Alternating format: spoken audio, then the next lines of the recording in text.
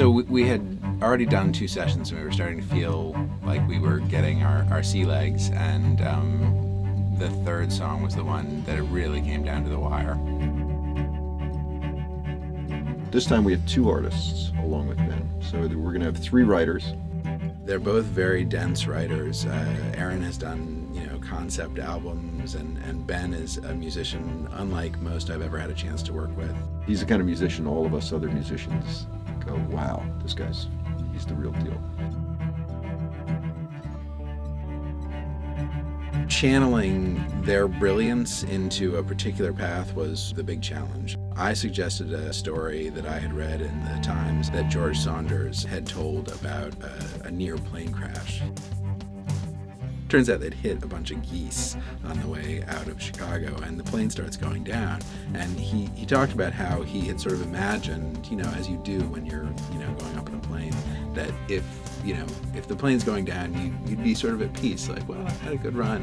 And he said that all he could think in his mind was, no, no, no, no, no, no, no, no, no, no, no. And they immediately grabbed onto that as like a cool chorus idea. We really could have used another hour. So as we're coming down the pike, we've got our rhythm track. We're happy with our rhythm track. Everyone's running out of time. We know what the lyrics are going to be. We know what the arrangement's going to be. First thing we say is, can we sing this live?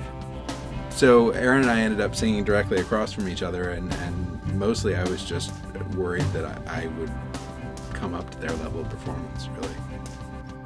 It really just came down to getting a blend between Ben and Erin, Ben, Arthur, and Erin on the figure 8 mic, and then being able to balance those 2 levels later in the mix. So it worked out really well.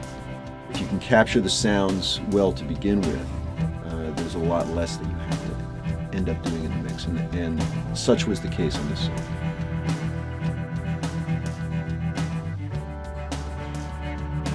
This song, to me, is definitely the most abstract number that has come up.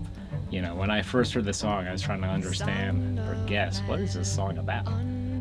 Every person is going to listen to it, to listen to the lyrics, and come away with a different idea of what it is. I mean, the 3 songwriters had one idea in their head, kind of an abstract idea, and they circled around that and made a song. It's a cool story. And like all great art, it bears repeated listenings so that you can conjure up what you really think that song is about.